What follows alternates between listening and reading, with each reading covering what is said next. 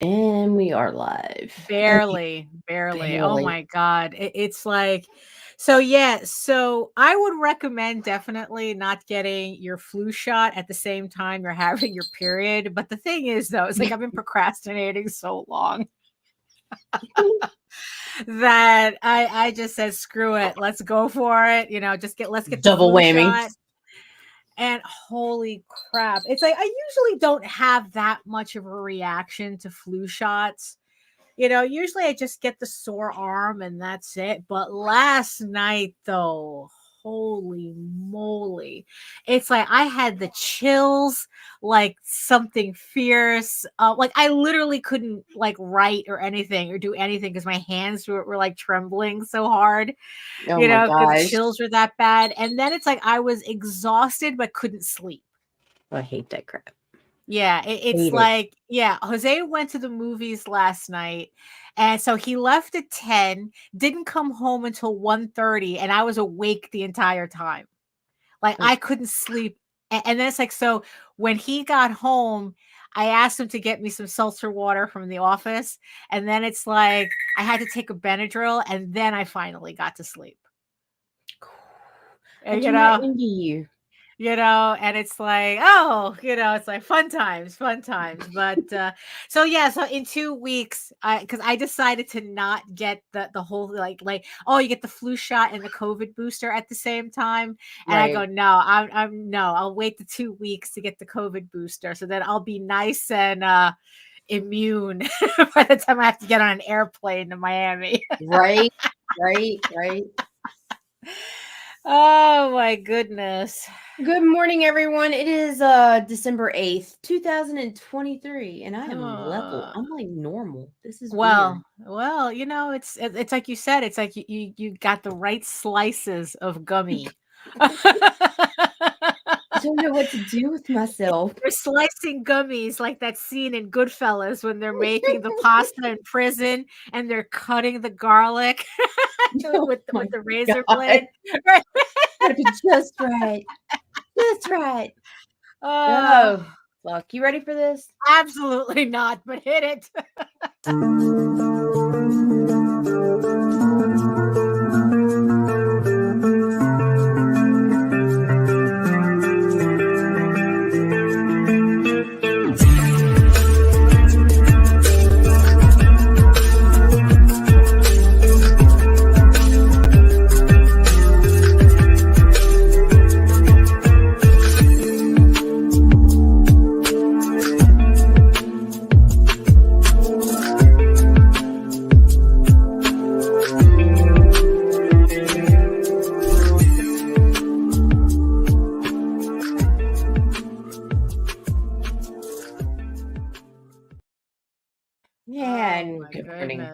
Good morning.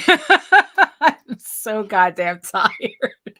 I think it's like, yes, it's like I even had to like, get up late because I just couldn't do it, and what's funny is that probably what I'm going to do is I'm going to take a nap afterwards, and then it's like just kind of get back into the groove of it, because I got shit to pack today. I got my extra books from my printer. Yeah. So Nice. I can finally finish packing all the stragglers for Medieval Unicorn Viking Slut and finally get that out. It's still my favorite. Yeah. We had fun while it lasted on that one. Oh my goodness. Oh, good morning, everybody. Oh my goodness. So who's joining us in the chat today? Hopefully so far, we got Michael and Rob. Hello. Rob. Hopefully you guys are more awake than I am today. And yes, I see you, my beautiful eyeball people watching us from regions beyond. If you're watching us from Facebook, if you're watching us from Twitter, come on over to YouTube. Join the sexy people in the chat.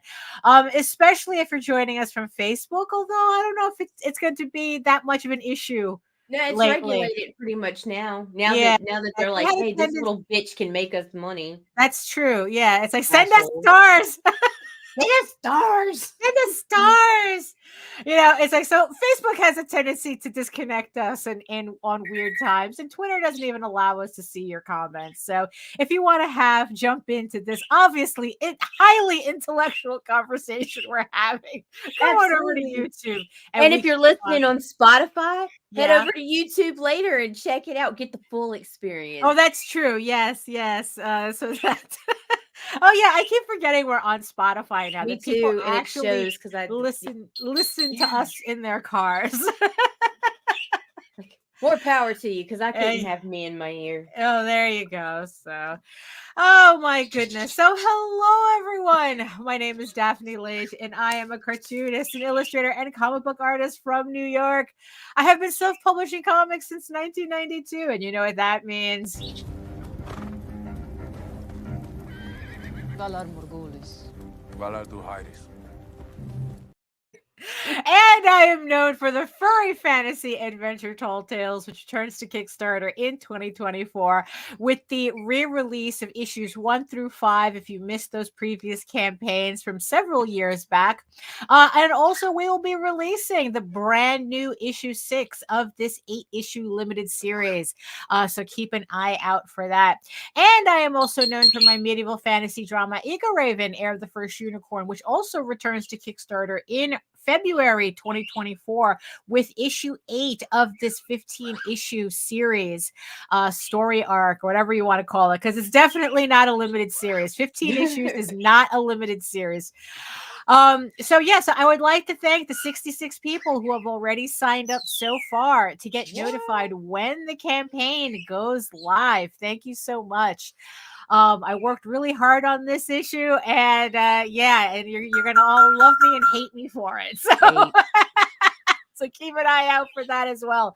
I'm sure Nita has a link, or we're gonna have links in the show notes so that you can just go sign up. And in the meantime, you can read both my comics online at egoworks.com. That's EGOWORKS, and Tall Tales, TAILS online.com. And you can check out all my videos, all 500 plus of them, on how I make my comics here on YouTube at my channel at Daphne Lage, LAGER, which also simulcasts through the Indie Comics Network. So make sure you like, share, subscribe, and hit the notification bell so you get notified whenever any of our shows go live. And to tell you more about it, here's Nita. My name's Nita, and we have shows that go live Monday through Friday on IndieComicsNetwork.com. And it's .com. Yeah, and it's what? I'm sorry. It's comics and stuff. Comics and stuff, yeah. Comics and stuff. Comics and stuff. Yeah, but it's mostly comics. Mostly but comics. Stuff. Yeah, but there's stuff too. Yeah. Yeah. It's a lot of draw streams. We have a lot of draw streams. If you like watching artists, you know, like if you go to conventions and you like stopping at the table and looking over artists' shoulders or something. Well, if you were looking over their shoulder, you'd be on the wrong end of the wrong side of the table at a convention. But you know, that you like watching artists draw. We do have a lot of draw streams on our channel. So that's always fun. That's always fun. And whatever conversations pop up, you know, also in the meantime. So aside from you're finally figuring out the secret sauce of your gummies, how you doing, Nita? I'm great. Oh, I'm just good. I'm just great. Right. Yeah. No, okay, so word to the wise, if you guys have like an emergency kit and your flashlights are in it, take the fucking batteries out. Oh yeah.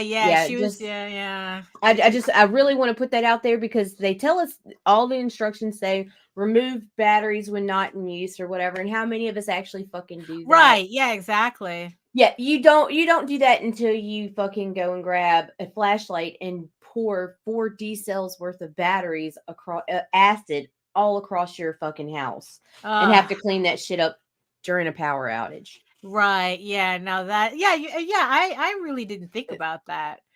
You know, so I'm gonna have to go. It's funny. They didn't even do. You know how like when you leave batteries in some they stuff, get crusty. It get crusty or what? No, these motherfuckers split open and there was liquid acid fucking pouring out. Oh my goodness! It was like an alien movie all in your kitchen.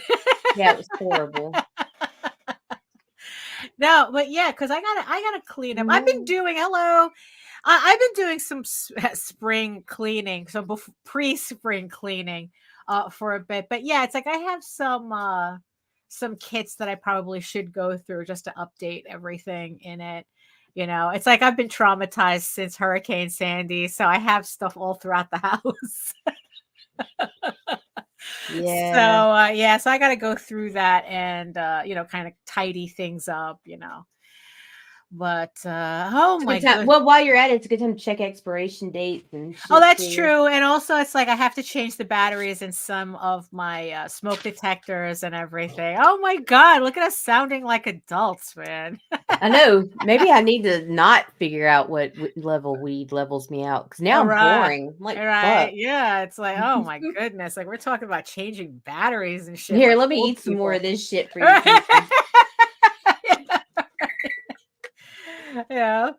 So what's going on? Oh yes. So as I had mentioned, Eagle Raven issue 8 is launching early next year, February, and I just received the proof for it. Actually, this came a couple of days ago. And Nita actually got to see it when I first pulled it out of the box, but I'm still pretty chuffed at it. So this issue is the first issue of the series that I did completely in Clip Studio Paint and Photoshop.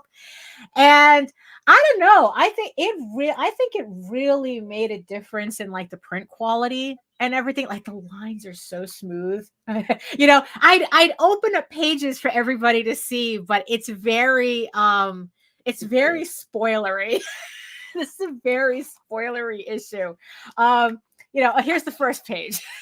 Here, I'll give everybody the first page. But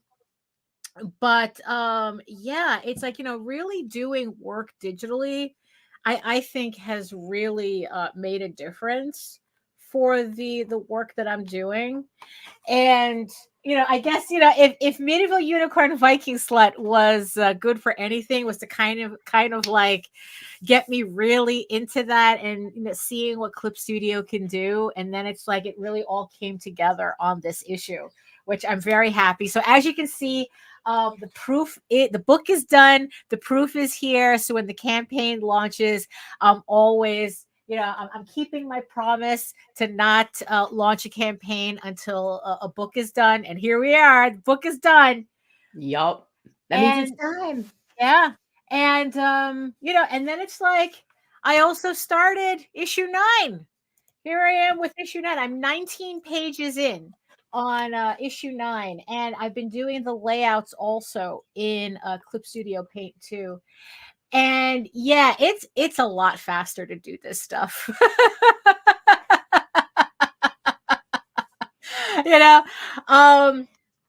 It's a lot easier to do this stuff digitally because I don't know, there was a lot of like, I had like some complicated scenes in here that because there's a whole courtroom scene that I had to like really trudge through, which I thought was going to be like a drag, but actually no, it's like once I got like the main scene done, I was able to use this as a template for other panels.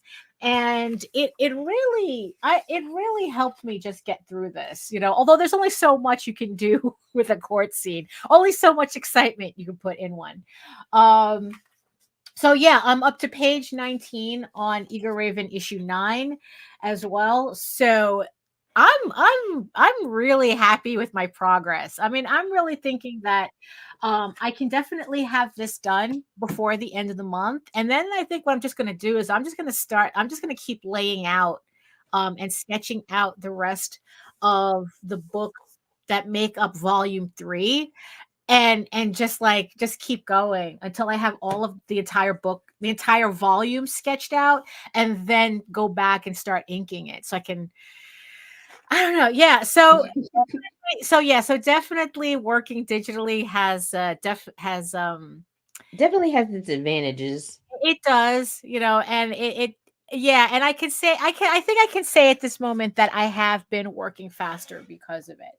because I didn't realize how much anxiety I would get doing stuff traditionally, and it's like I would hit a lot, like knowing all these like little roadblocks that I would hit if I was doing this traditionally, but in digital, they don't need to be roadblocks at all, so I'm just really happy with the progress that I'm making. So it's so much easier to click erase than go and smudge your fucking paper. yeah, exactly. It really is. It really Back. Yeah. And undos, and to be able to adjust sizes. I was like, oh, I drew this character too big. Let me shrink them down. It's just like, it's just very nice to be able to make those changes as I'm going, as opposed to when I was drawing physically.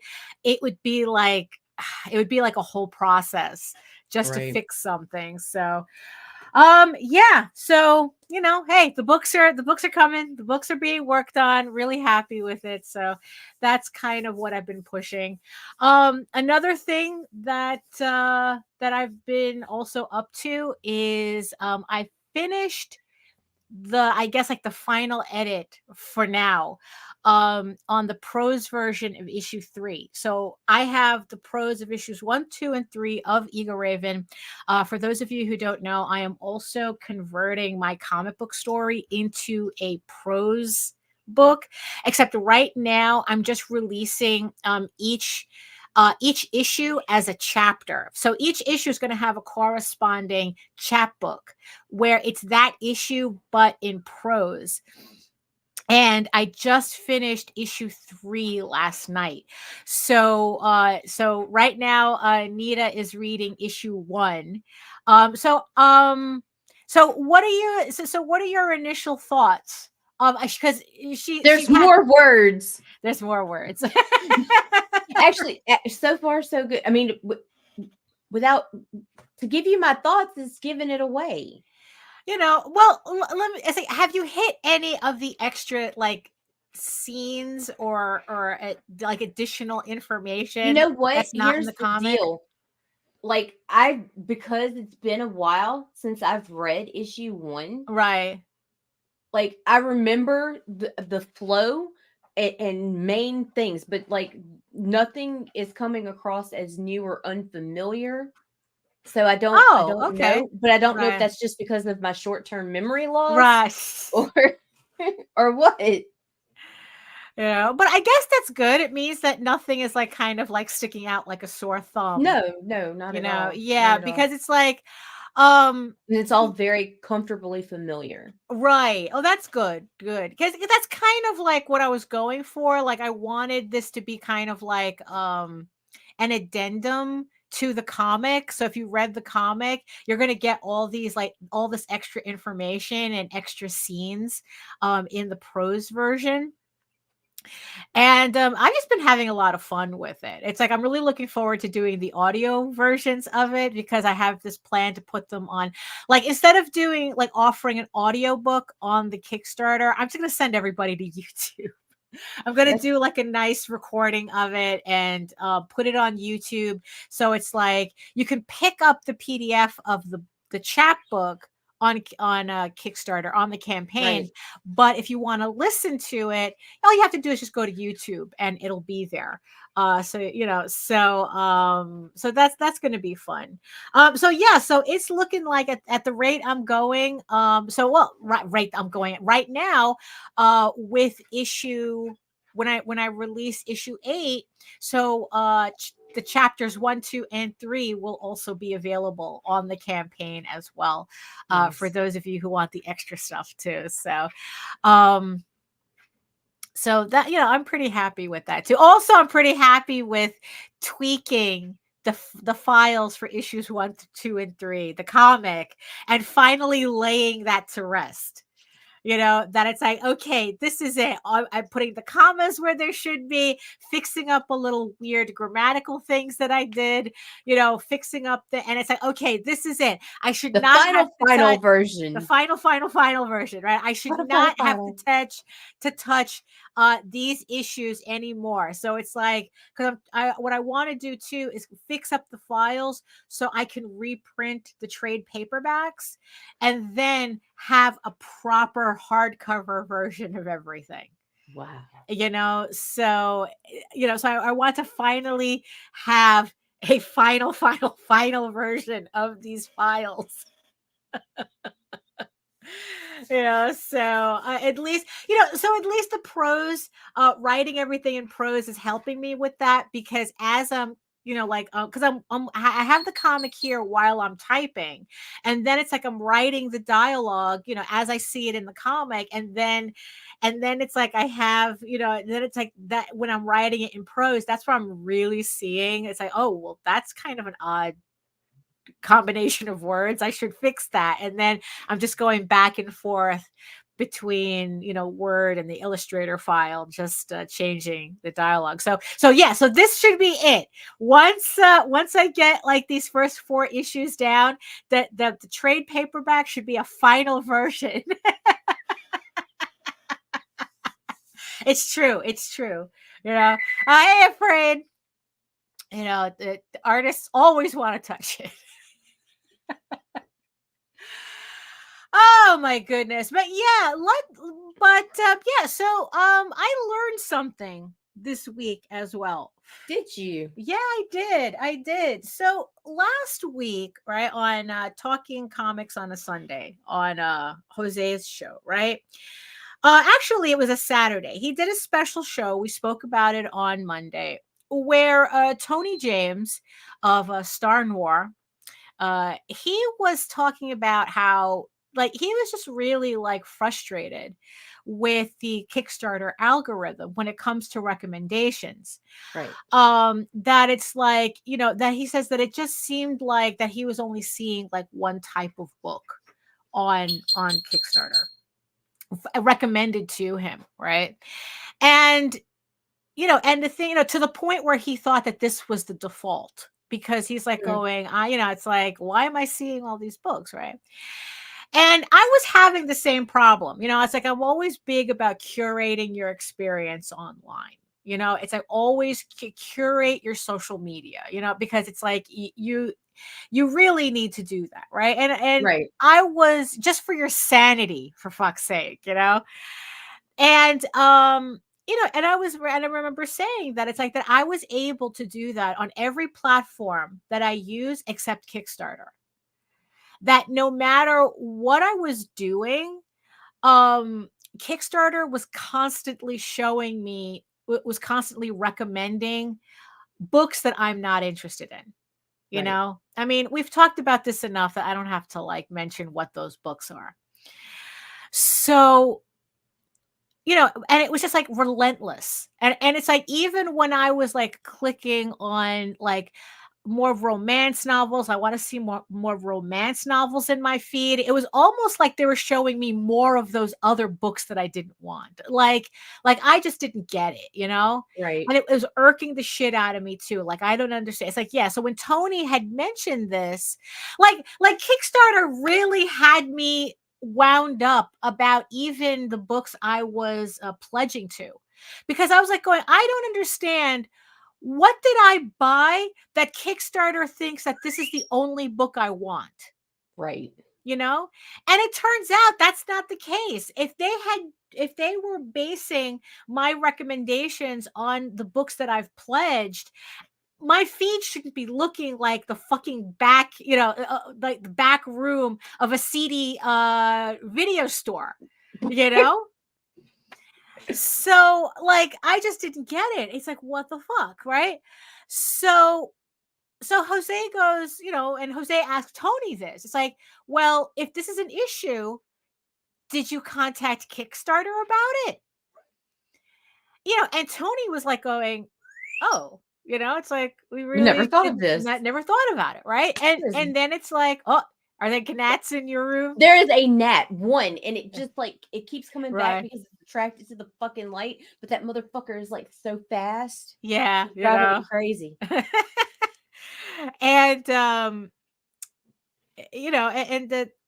it's like, so Jose asked me the same thing. So why don't you just contact Kickstarter. And again, it's like, it didn't occur to me to do that, because I think what it is that companies have pretty much gotten us trained that there is no contacting them. Like, you ever have a problem on Amazon, you have a problem with your bank, you get caught. It's like, like, nobody wants you to call them anymore. You have problems with your cable company, forget it. It's like, you can't contact anybody. So they train you. It's like, if something goes wrong, that's your problem. It's like, we're not going to talk to you. You're going to get caught in some fucking, prompt tree, and you're never going. It's like, some bot that right, just exactly, answering the same question. Like, you can change the question a bazillion different and word it a bazillion different ways, and it's going to keep sending you back to the same 3 non-solutions. Yeah. So I go, what? Fuck it. Let me see what happens. Because I've been emailing BackerKit, and they've been pretty good with getting back to me, with an actual person getting back to me. So I figured, well, let's see Kickstarter. I mean, it's like, I wasn't really expecting anything from Kickstarter, right? Why the fuck not? Right. So I asked them, it's like, not like this, but pretty much this was the sentiment. It's like, what the fuck? It's like, why am I getting nothing but TNA books in my feed when I have no interest in these books? I'm not looking at these books, but that's all I'm being recommended, right? So sent it off, didn't think anything. I think like 2 days later, they answered me. And I go, holy shit, Kickstarter sent me back an email. And what it is, so what they explained is that, first they say that's like, oh, well, you have to manually adjust your recommends. It's not, the algorithm doesn't work according to what you click on or pledge to. It's what you actually upvote and downvote on the platform. And they sent me to a link that's like, oh, let's, click here and you can start changing your recommendations here. So I click on the link, and sure enough, all the books on that fucking link that they're like by default recommending to me, it was like, oh, I just walked into again, the back room, on the, where the kung fu movies are in the front and all the pornos in the back, right?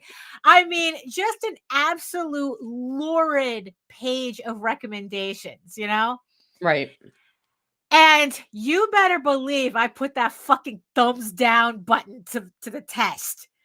I mean, really, I was just clicking, thumbs down, thumbs down, thumbs down, thumbs down. It's like everything, on that page practically. It's like, what the heck, right? And then, it's like, and then I do that. I close the page. I go back to my main dashboard. And lo and behold, guess what disappeared from my recommends? Get out of here. I mean, it was just as quickly. And it's like, I was like, oh, holy shit, it worked. And it did, because I tried it as soon as you said it. It was like, yeah. And then I told Nita, it's like, you have to upvote and downvote. That's how you control the recommends on Kickstarter. You have to, you see, what happened was that all this time I was treating Kickstarter like YouTube. Right. Where it's like, how you watch 30 seconds of some bullshit with Kim Kardashian in it, and then the recommends are like, oh, here's 900 more videos of Kim Kardashian you should watch. That's kind of how I thought it worked. No, I guess Kickstarter works more like Reddit, not YouTube. So it doesn't even count. From what I can tell, it doesn't even count what you pledge to. No, it doesn't look like that at all. Stupid. Because it's like, if it did that, I wouldn't be having this problem. Right. So then it kind of hit me. It's like, well, if downvoting books makes this much of a difference, what if I upvoted books? Right? So I'm going to the people who I do want to see more of. It's like I upvoted, like all of Jose's books. I upvoted all of Visenia's books. I went to a whole bunch of people and upvoted all their campaigns. you know, and sure enough, and then there was another change on my recommends page. And it's like, now it's actually something. You see what pissed me off? And here's the thing. What pissed me off about their main recommends page is that I was downvoting with such a frenzy, right? That I hit the bottom of the page, and right there, like one of the last campaigns on that page was a campaign that Kickstarter never, ever recommended to me. It was a campaign about books of Norse mythology. Someone did like a comic series, supposed to be like kind of, like close to the actual. And it's like, I have never been recommended this book. I've been recommended every other piece of garbage that I just downvoted multiple times. But this one book that I would have spent money on, I have never been recommended by the algorithm. So of course I went on it, bought like their entire digital set, because it was one of those campaigns where it's like, it was at the butt end of their campaign. So it's like, I bought PDFs of it because I really don't have the room for more physical books. And it's like, and of course, and I upvoted, I upvoted that campaign, and it's like, now it's showing me those books in my campaign, but it's like, so it was just like, holy crap. And it's like, and it just felt like such a relief. So for those of you who don't know what I'm talking about, when you go to Kickstarter, right, and you're looking at people's campaigns, you see all the thumbnails on the screen. When you hover over them, 3 icons pop up. There's a bookmark, there's a thumbs up, and a thumbs down. So if a book is something that you really, really want to see more of, you have to click that thumbs up.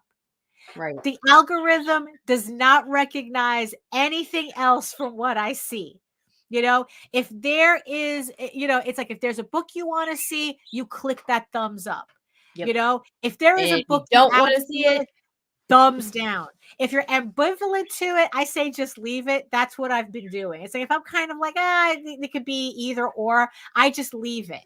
Something else I did, those creators that have a tendency, the few that ruin it for everybody, the ones that don't like to fulfill, I just went to their page and downvoted everything. So now that creator doesn't even show up. Yeah, that's what I did like, too. No matter what their IP is. Like, yeah, there were certain creators that I went to. Like, look, like I said, I have nothing against Brian Pulido, but I never want to see his shit in my feed. There is nothing that's going to make me want to buy or be interested in any of his books. So there's no reason. There's no reason to for me to see it. There's no reason. Right. So I don't. Now I don't have to. It's like the clouds opened up. Actually, no. What it felt like was getting a 1-800-GOT-JUNK dumpster and finally cleaning out the garage. That's what it felt like. That Kickstarter, out of all my social media, the Kickstarter was like that room that everyone kept throwing garbage in because nobody knew where anything went. So it was just like that catch-all room. Step right here and hold the wall. Right. It's hoarders. Oh my God. How many? Yeah, it's that you got the little goat trail, all that. Yeah, you kind of like building that little goat trail between all the titties. It's like, Look, I like the titties. I don't have to see it all the time. That's the thing. I don't have to see it all the time. No, and especially since it's been looking like, I don't know. It's like they've been getting more and more lurid, more and more gross, and it was just like, you know what? I don't need to see this shit. I'm not buying it anyway, so I don't need to see it. Now, here's also an interesting thing too that I also realized that you can do. So while you're downvoting or upvoting, honestly, I think I recommend more upvoting. Spend more time upvoting. Spend more time giving thumbs up to the campaigns that you do want to see more of. Right? Because you can upvote your own campaigns. Huh. And I thought that was interesting. So, of course, I went to my page and I upvoted all of Eager Raven. And I go, you know what? What would Kickstarter recommend to me if I upvoted my own work? Huh. right? So that's in the mix.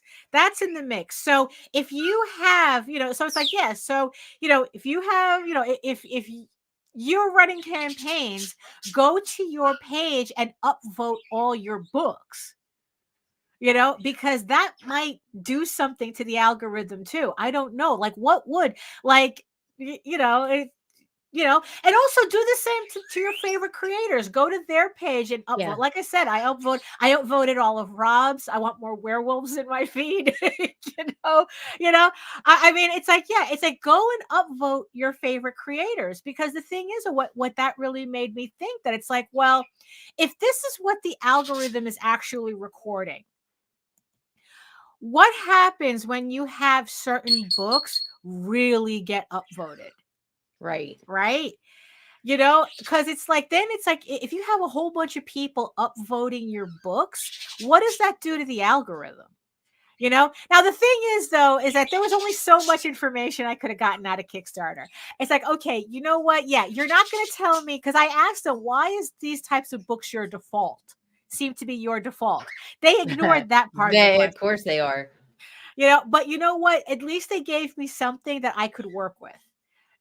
So I was able to, but like I said, it's like, it just feels so nice to be able to just go to my Kickstarter and 99% of the times see books that, even if I don't buy, that I do have, that it's in my wheelhouse, that it's like, okay, it's like, I like looking at this.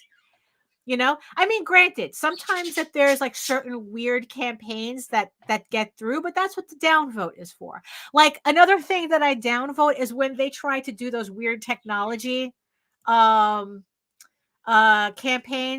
It's like, oh, here's something for your cell phone or whatever the fuck, and it's like, I'm downvoting that. I'm not interested, in some, I don't know, some dubious tech. I'm not interested in that, so I downvote that. It's like, I'm not interested in a cooler that you can attach a blender to. I'm not interested in that. I'm not interested in solar panel technology. So let's downvote that. I don't want to see that in my, what is it? There was something else that, like, yeah, it's like, because also another thing too that I would see a lot of was like, you got to hover over, if you hover over the image, thumbnails.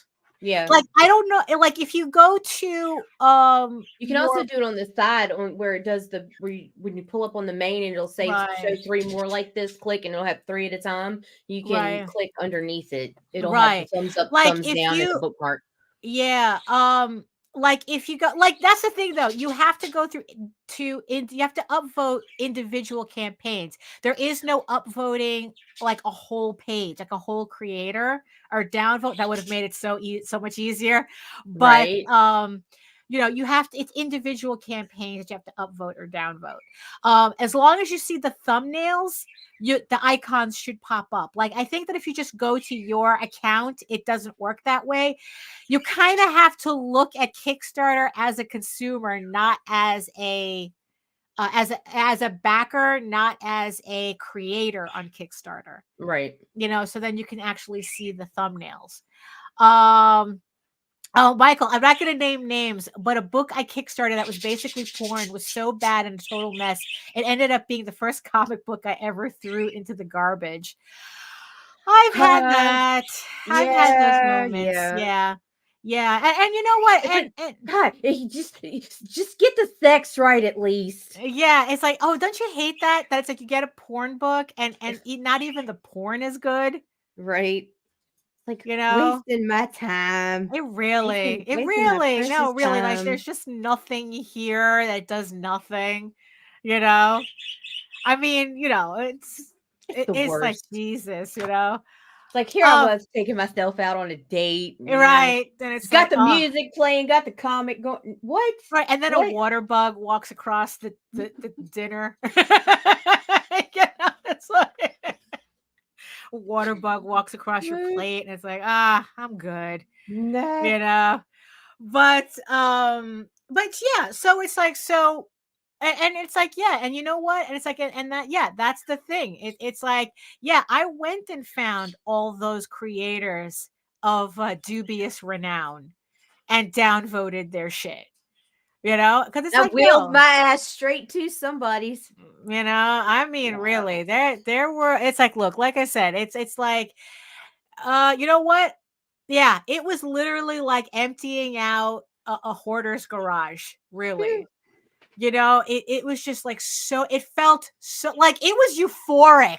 That's how frustrated I was with the Kickstarter algorithm, that it was fucking euphoric to click those upvotes and downvotes and Right? actually seeing my recommends change. And You know, instantly. yeah, pretty much. It was some Now instant it's just gratification. maintenance. Yeah, Yeah. so now I'm just at the maintenance phase. I hit my my dashboard. It gives you the recommends for the day. And yeah, and if there's anything that I don't want to see, I just downvote and that's it. And I know that by the next time I log in, it'll be gone.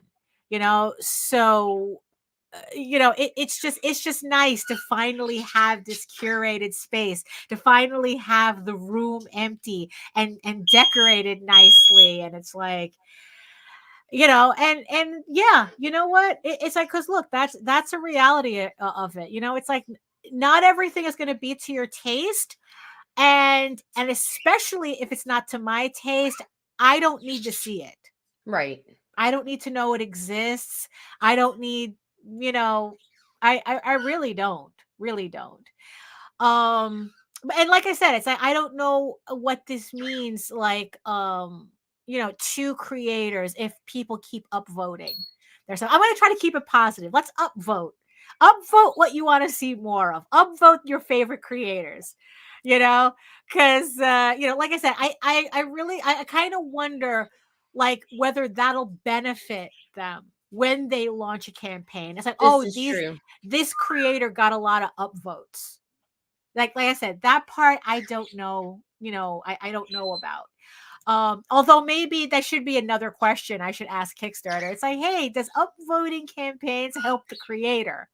Right. You know, I should probably just ask that. Screw it, right? I mean, it's like, look, worst that happens that they don't answer me, right? So, but yeah, so in the end, Jose is saying, you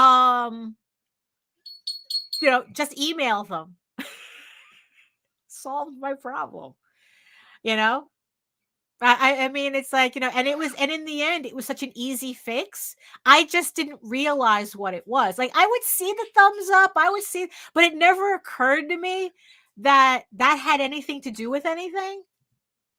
You know? It Like has I said, everything to do yeah, with it it. turns out that's everything. I mean, like I said, I was thinking about Kickstarter more as YouTube when it's actually more like Reddit. So, you know, go to Kickstarter and upvote all your favorite campaigns, all your favorite creators. You know, let's see what happens. Let's see what happens, right? Because like I said, BackerKit was really good at getting back to me too. So, I had started experimenting with their landing page because I didn't understand like what was the difference between using a BackerKit landing page and a Kickstarter landing page, aside from the obvious, right? Right. Which is Kickstarter doesn't collect emails while BackerKit does. And when the main goal of what you're doing is to really is to grow your mailing list, because in the end those are the people that are going to be the most interested in your books. Yeah, you don't want to lose emails, right? You don't want to lose the opportunity to gain emails. And that was also something that frustrated me about Kickstarter, is that, you know, you have a landing page on Kickstarter, you have the pre-launch page, and you can see people, you know, like clicking follow or notify me, Right. but you have no access to those people. Right? It's like, well, how come we're not collecting email addresses from those people? Why can't I access them? Right? Well, now here's the thing though. So I asked BackerKit how their front page works, because I was a little confused by it, because it seemed like you have a landing page and then it goes and then it switches. Once you like either click follow or add in your email address, it tosses you to Kickstarter. I guess it makes more sense if you have a campaign running, you have a landing page to introduce people to your campaign, get their email, and then it kicks them to Kickstarter where they can check out your campaign and hopefully pledge. So I kind of remembered that one of the reasons probably why you have no access to your followers on Kickstarter is that technically it's illegal to contact people if they haven't opted in with their email. So when I realized that, it's like, okay, I'm not going to ask for that anymore. Because you know how you have, because it's like campaigns have watchers, but you don't know who they are either. It's like, well, unless they opted in with their email somewhere, you can't contact them. But again, on Kickstarter, there's no option to get their emails if they're just watching your campaign. On BackerKit, there is. BackerKit, their landing page, that's exactly what it does. And what BackerKit clarified for me is that you have to put in your email if you want to follow a campaign through the BackerKit landing page. Like I said, it goes directly to your Kickstarter. So technically you can use a BackerKit landing page without ever having to mention it's BackerKit. It's just BackerKit is collecting the emails, but it's for a Kickstarter campaign. So you're not really losing anything. Or at least, it's not as confusing as it sounds, the way it's set up. So what's funny is that I have more people signed up on the BackerKit pre-launch page than I do on the Kickstarter pre-launch page. But I also have their emails now too. Right. And this is also going to be handy when my campaign goes live, because if I keep using that landing page, if you just want to watch, if you just want to be a watcher, you can put your email in as well, and you will get my emails when Michael says, before I forget, if I want to do a Kickstarter that did not exceed a certain dollar amount, can I set that when creating the page? What do you mean by that? Yeah, I don't. But you can set your goal wherever you want it. Yeah, wherever you want it. Essentially, it's like I don't. But be reasonable. Yeah. Like don't come out with your 10K you book. can. Well, you see, okay, here's the. All right, so like the Faust book, maybe if you want to limit what you're selling, like say you want to sell a book you only have 100 copies of, right? Because Kickstarter has that. I think every January they do their make 100, where you literally do a campaign for exactly 100 100 items. Like you have 100 of something. Like if I were to do a make 100 for Eagle Raven 8, like I don't want to get more than 1,400. No, you can't do that. You can limit. Yeah, and doing that, you could because that's what the Faust campaign did. They limited what they were selling for, like I think like 676. Like they could only have 676 backers. And once they reached 676 backers, the campaign closed. Well, it wasn't closed. You just couldn't back anything anymore. Right. Yeah. So if there's a certain fiscal amount that you can't go over for whatever reason, just limit to that many books that it won't go over that amount. Right. And remember that the amount counts shipping. So if you're selling a $10 book plus $8 shipping, just figure out how many of those you would have to sell to hit $1,400, and then limit the amount of books that you're selling. So, and then the campaign, and then if you do a 30-day campaign and you sell all those books within the first week, then the campaign is still open until it officially closes, but you can't buy anything. Nobody can buy anything because everything's sold out. So that would be the only option that I could figure. I kind of have a feeling I know why you would want to limit. Right, we got a lot of people that need to limit, but need to limit their Kickstarters. But that would kind of be the only way to do it. and then also remember that Kickstarter is going to take their 3%, Stripe is going to take their 5%. I don't remember what exactly they take. I think it totals to 5%. That Kickstarter and Stripe are going to take their 5%. And, so, even if you limit but the thing is, I think in your case, you don't want that goal amount to go beyond earned 14. over 14. To right. show. Yeah. So, so do the math on that and then limit the amount of items that you're offering. That's it. Yeah, just keep it as basic as possible, because once you start adding things like add-ons and whatnot, that'll screw you up. At least if you just offer one book at one price at one limit, you should be able to control how much you actually earn. So that would probably be the only thing. So so with BackerKit, so when you have a campaign running, if you use the landing page to collect the emails from your watchers. So even though I think technically once they're on your campaign, they can click separately on Kickstarter to be a watcher. But at least if you're using the BackerKit landing page, you can collect more emails. And in the end, like I said, that's kind of the thing that we need to be doing, because in the end, no matter what social media platform you're on, you need to control your audience. Yes. You need to have direct access to your audience. You can have a really popular look. It's like, look, we just saw Twitter. Twitter, it used to be the place for a lot of artists to have a following. And then once that started going in the toilet, they saw their audience disappearing too. Yep. They had no control over it. So having a mailing list really is important. So anything that will allow you to collect emails directly on a campaign, I would recommend the Kickstarter, not the BackerKit landing page option. Also, the thing is, too, what I liked too is that I asked them the number amount, like you see, like X amount of people, like on my case, 60 something people are watching this campaign or following this campaign. Right.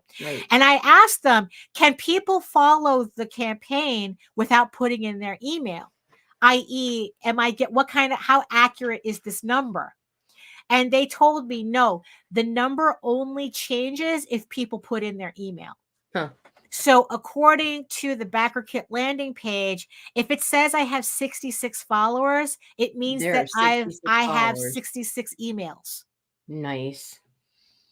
Now a lot of them, it seems, are previous backers already. So technically I do have their emails already, but I do notice when people who are not backers sign up for the first time, and it tells you, BackerKit tells you when you've just collected a brand new email that's not on your backer list already. But that's also if you're using BackerKit to manage your backers as a mailing list as well.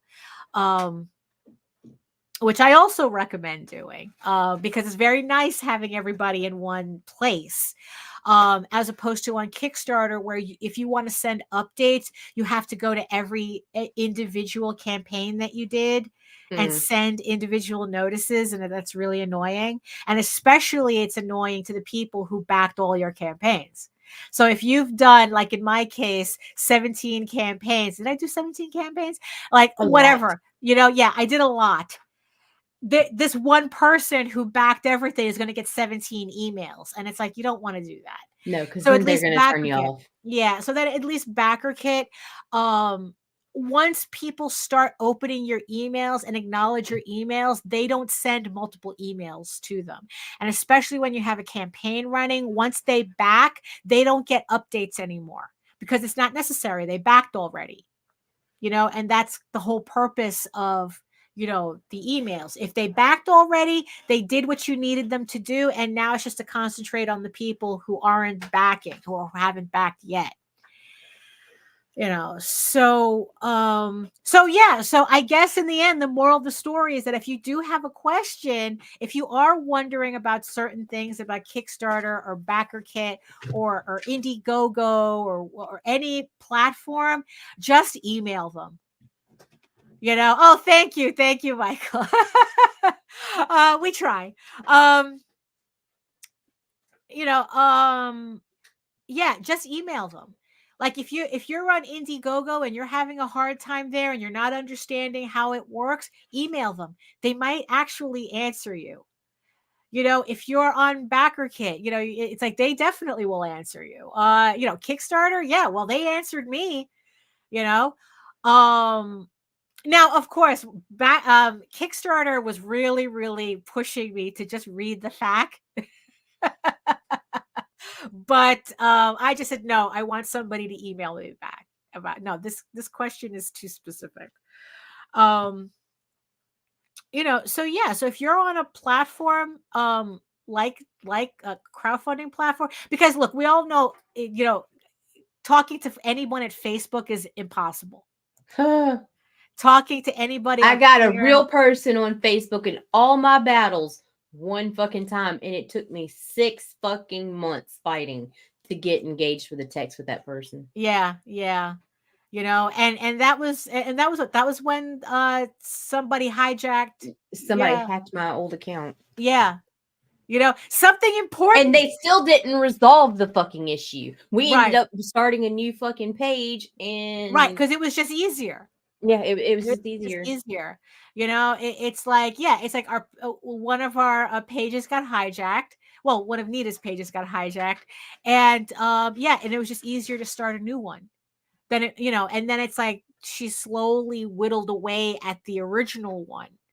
You know, trying to get our stuff off, But the irony is that every time I'd strike them, I'd get them strikes for using copyrighted content. But the problem was with Facebook is Facebook was turning around and striking my account because I was the one that shared the content. Right.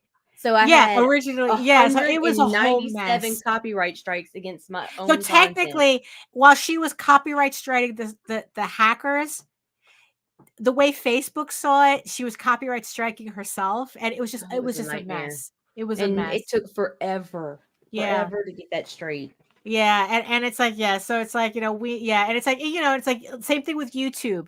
Yeah, good luck there. Talking to anybody on YouTube. You know, same thing with Twitter. Good luck to you, you know. Because YouTube ain't even gonna want to talk to you. They just gonna fucking make you ass. They gonna disappear you.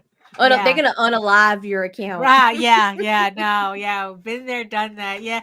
You know, a lot of people still miss House of Bob, and I go, you know what? Yeah, I was talking about House of Bob on my Wednesday show. I did a live stream on Wednesday, so if you missed my draw stream, you can see it in the playlist.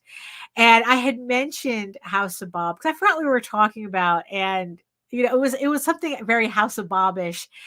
And it seems that there were people who didn't know. That's like, oh, that's why I wasn't getting notifications anymore. Yeah, and it's like, no, they nuked our no. Yeah, they nuked that whole our whole After Dark channel.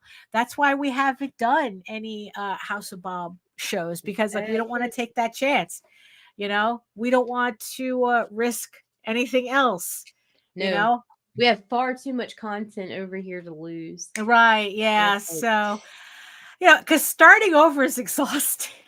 Holy shit. That's why I haven't had any patience with any of these. I keep getting people asking, are you on Blue Sky? Are you on this? It's like, oh, bruh. It's like, don't in talk some to me. cases, there is no starting over. The amount of content that I had before we turned it into Indie Comics Network, before it was even Ragin 2, like with Meredith and stuff, I can't fucking replace that, and I have not saved it all yet because it takes forever. I mean, we're talking hundreds and hundreds of fucking videos. That's true. So, you know, it's fuck social media sometimes, man. Yeah, no, because it's like, because I had somebody say, oh, you should come on Blue Sky because that's where all the artists are and it's really hopping, and I'm like, oh, it's like, You got an invite code.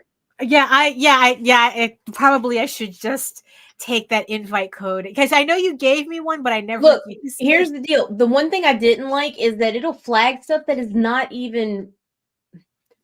It'll flag your shit as adult content. It'll still get seen because people have the option of removing the card, and I'm all for that. But I don't like the idea that they consider what they consider adult content. It's like it's real Oh, kind it's a of very, pussified.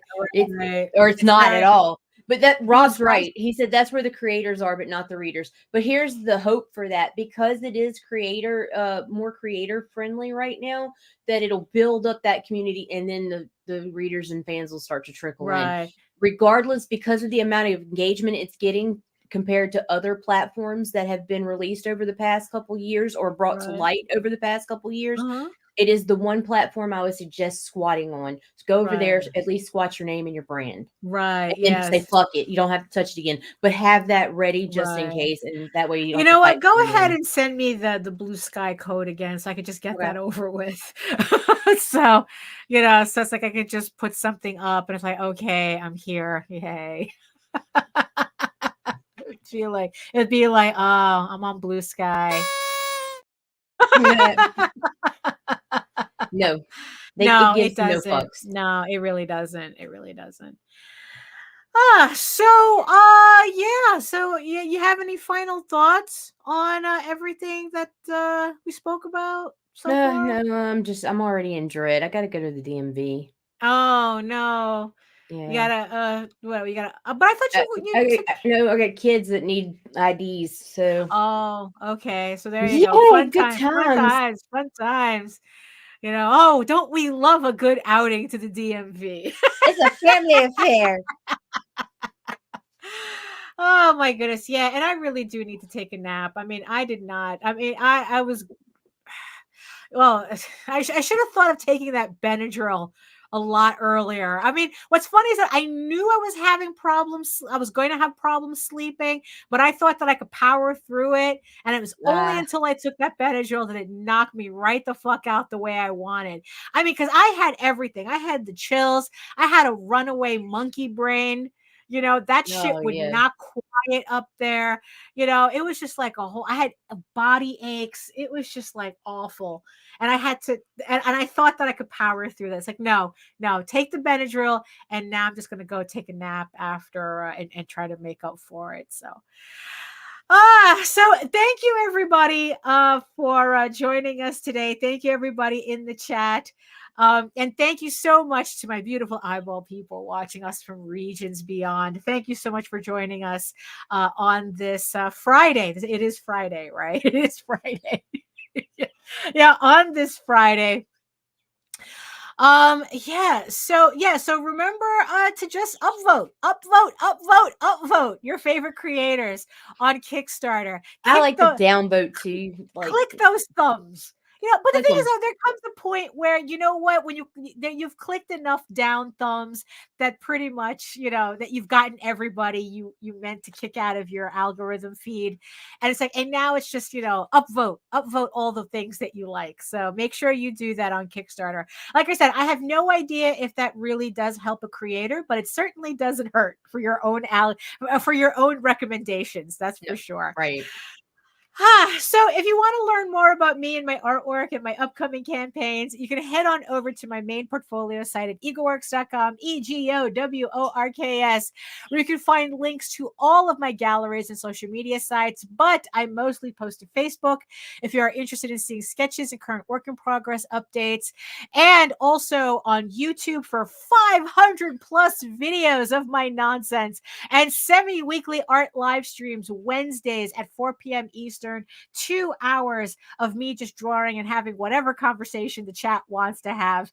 It's like I said, I just did one on Wednesday. I was coloring in some Tall Tales pieces. So if you want to check that out, it's in the playlist right now.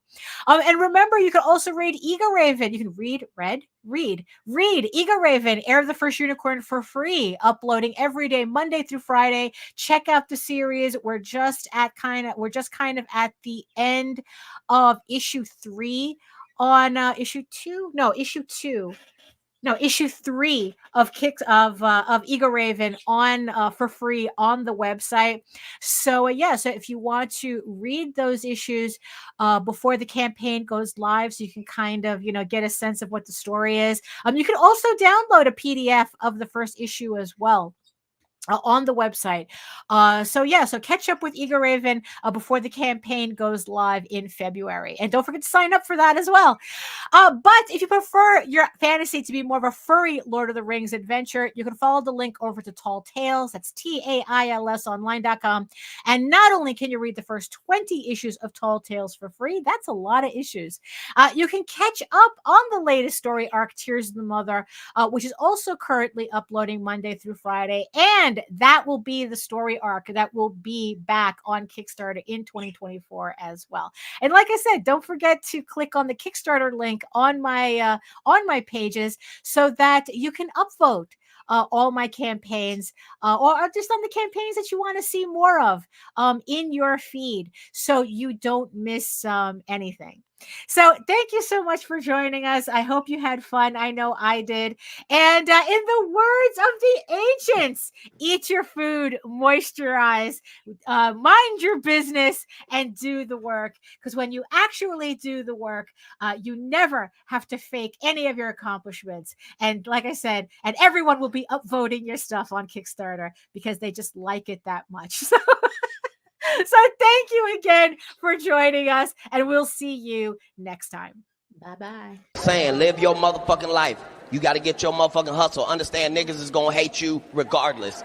Get that out of your head, that fantasy world where niggas ain't hating on you. You got to be grateful. You need haters. What the fuck is you complaining about? What the fuck do you think a hater's job is? To fucking hate. So let them motherfuckers do their goddamn job. What the fuck is you complaining about? Ladies, if you got 14 women hating on you, you need to figure out how the fuck to get to 16 before the summer get here. The fuck is you mad about? Fellas, if you got 20 haters, you need 40 of them motherfuckers. What is you complaining about? If there's any haters in here right now that don't have nobody to hate on, feel free to hate on me. Sit back there and say my hair ain't luxurious when you know it is, bitch.